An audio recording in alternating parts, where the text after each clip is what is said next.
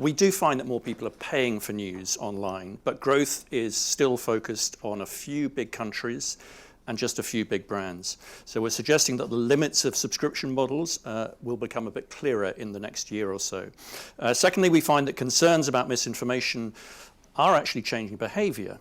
People say that they're relying more on reputable sources of news than this time last year, and also are cutting out less reliable sources.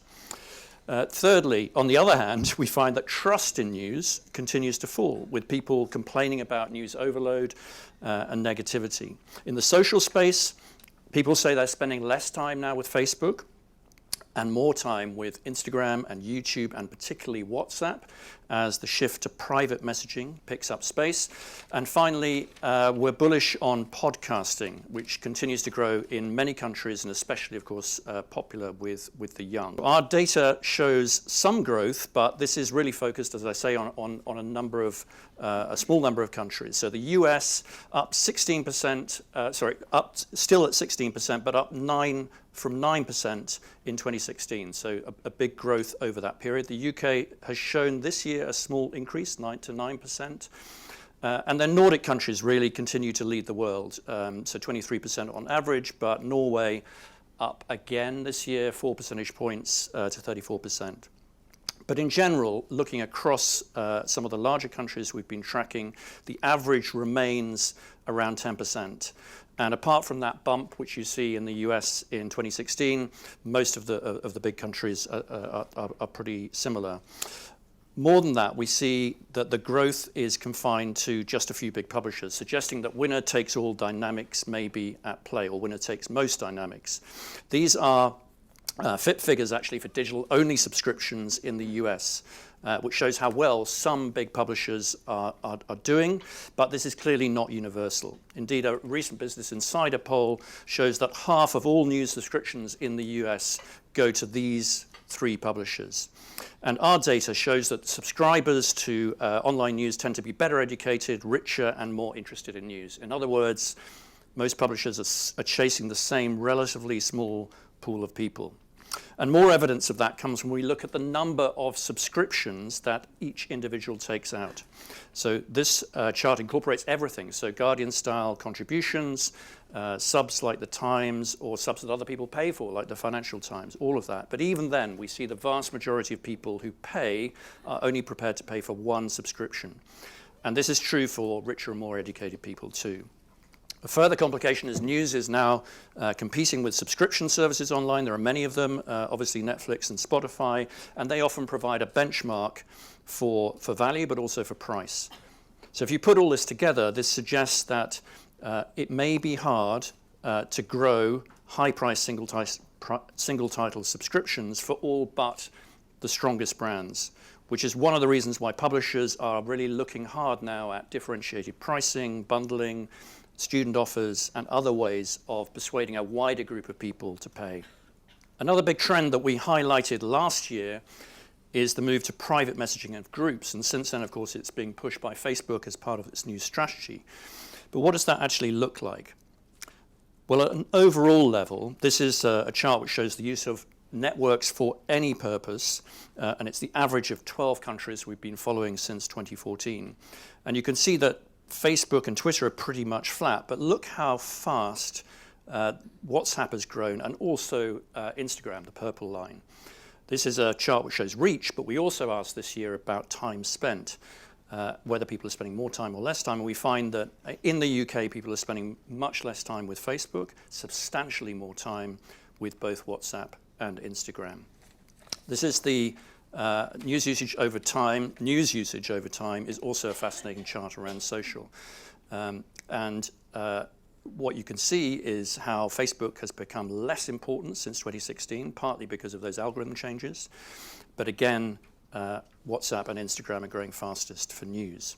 These are averages. And what's interesting when you look globally at WhatsApp is to see how differently and how heavily WhatsApp is used for news in the global south compared with Western countries. So around 50% in Brazil, South Africa, and India, where we polled earlier this year in a supplementary report, and compare that with the United States, where just 4% of people are using WhatsApp for news. And people in these countries are also far more likely than in the West to be part of WhatsApp groups with people that they don't know, a development that helps to explain why countries like India and Brazil have been so prone to the spread of unchecked misinformation and disinformation.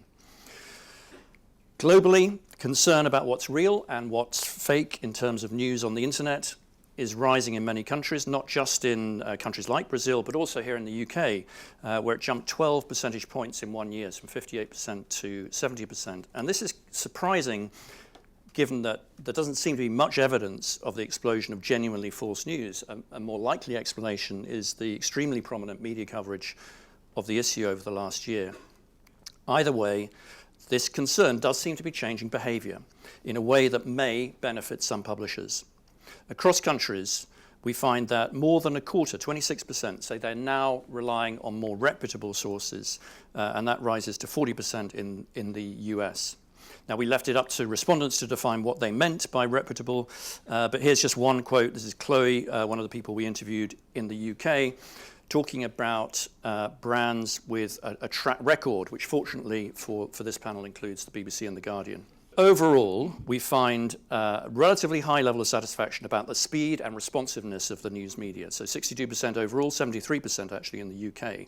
But by contrast, only around half thought the media did a good job in explaining or understanding the news. And it feels like there's a real gap here and a real message that people are looking for more meaningful content, not just to be bombarded with information. Specifically, looking specifically at the UK media, 45% feel that the news media is too negative. This is one of the highest figures in our entire survey. We have around a third say that they feel worn out by the amount of news.